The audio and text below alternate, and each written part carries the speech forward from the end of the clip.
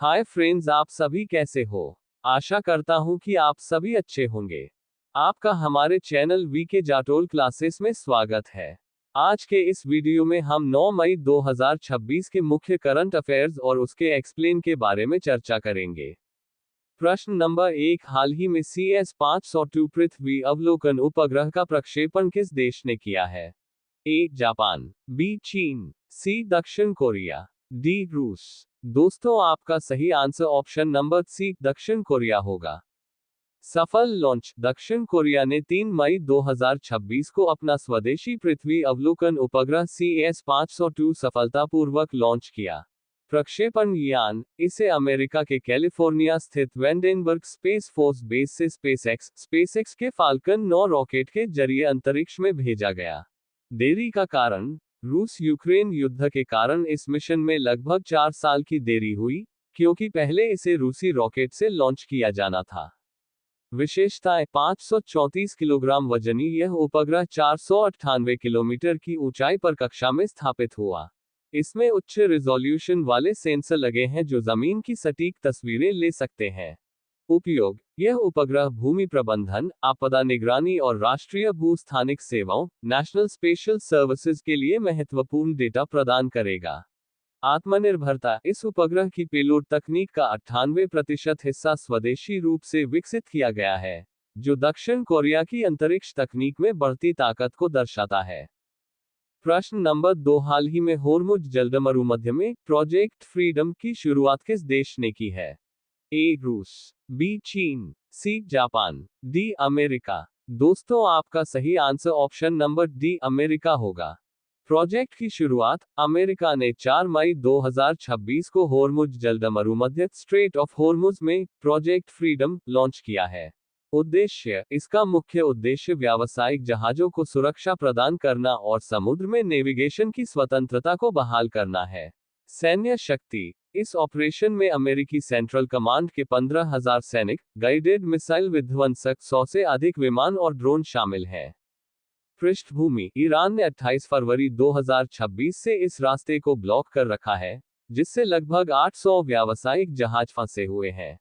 राजनीतिक संदर्भ। अमेरिकी राष्ट्रपति डोनाल्ड ट्रंप ने इसे एक मानवीय पहल बताया है, ताकि फंसे हुए जहाजों और उनके चालक दल को निकाला जा सके। तनाव। ईरान ने चेतावनी दी है कि इस क्षेत्र में अमेरिकी हस्तक्षेप को युद्धविराम का उल्लंघन माना जाएगा। प्रश्न नंबर 3, एशिया और प्रशांत क्षेत्र में बिजली संपर्कों और डिजिटल बुनियादी ढांचे के लिए $70 अरब की निवेश योजना किस संस्था ने शुरू की है?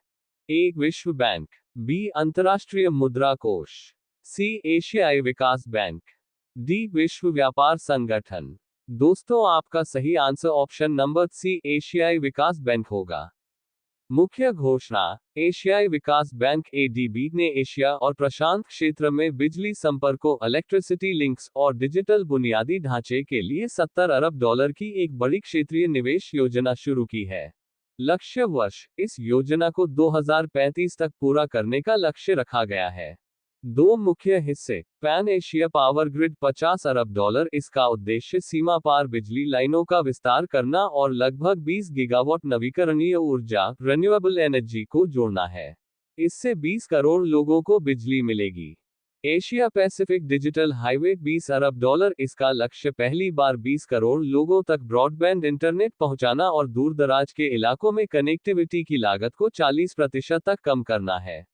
फायदे। इस योजना से 2035 तक लगभग 40 लाख से अधिक नौकरियां पैदा होने और कार्बन उत्सर्जन में 15% की कमी आने की उम्मीद है। स्थान। इसकी घोषणा उज्बेकिस्तान के समरकंद में एडीबी की 59वीं वार्षिक बैठक के दौरान की गई।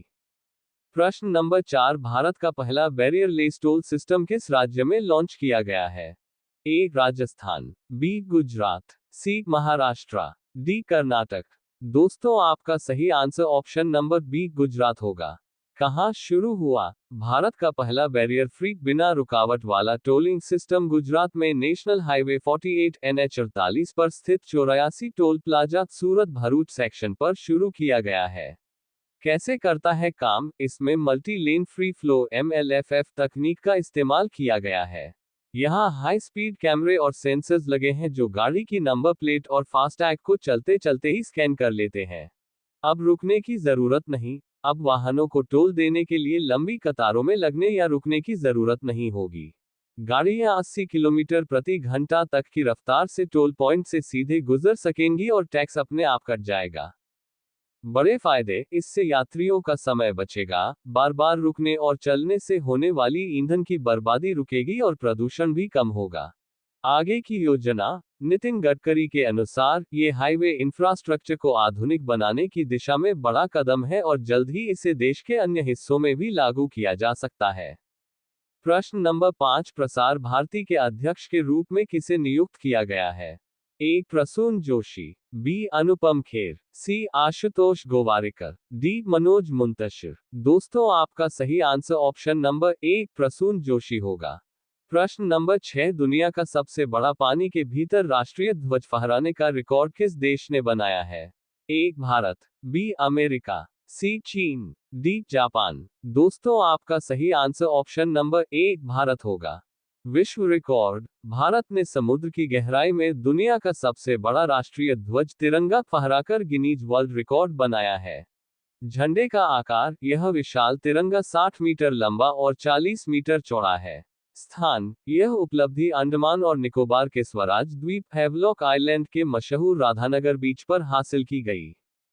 टीम वर्क, इस मिशन को पूरा करने के लिए 200 से अधिक गोताखोरों डाइवर्स की टीम ने हिस्सा लिया, जिसमें भारतीय नौसेना, कोस्ट गार्ड, पुलिस और वन विभाग के जवान शामिल थे।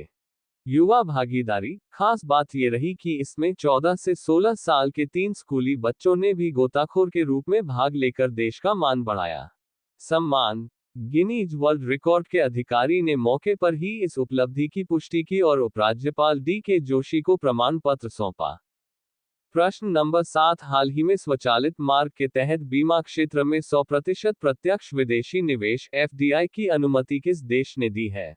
ए. भारत, बी. जापान, सी. चीन, डी. रूस। दोस्तों, आपका सही आंसर ऑप्शन नंबर ए. भारत होगा।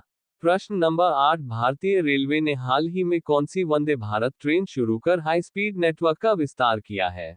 ए. 50वीं, बी. 75वीं, सी. 90वीं, डी. 100वीं। दोस्तों, आपका सही आंसर ऑप्शन नंबर डी. 100वीं होगा।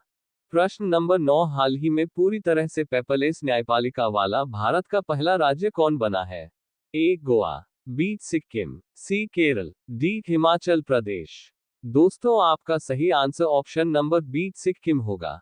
ऐतिहासिक उपलब्धि, सिक्किम भारत का पहला पूरी तरह से पेपरलेस कागज रहित न्यायपालिका वाला राज्य बन गया है।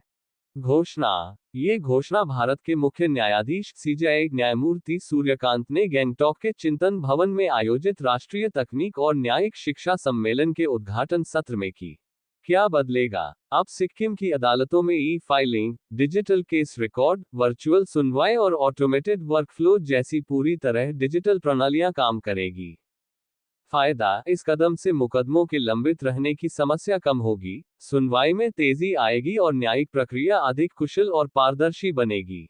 तकनीक का इस्तेमाल, न्यायपालिका अब रिसर्च और केस मैनेजमेंट के लिए आर्टिफिशियल इंटेलिजेंस (AI) जैसे उन्नत टूल्स जैसे सुपेस और सुवास का भी उपयोग कर रही है। अब ये प्रश्न आप लोगों के लिए। आप सभी लोग इसका आंसर कमेंट बॉक्स में जरूर बताएं। हाल ही में CINBX-2 सैन्य अभ्यास किन 2 देशों के बीच आयोजित किया जा रहा है? ए. भारत और कंबोडिया, बी. अमेरिका और जापान, सी. चीन और रूस, डी. कनाडा और फ्रांस।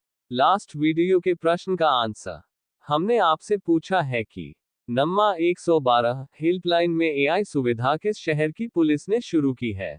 ए. Mumbai police, B. Delhi police, C. Bengaluru police, D. Hyderabad police.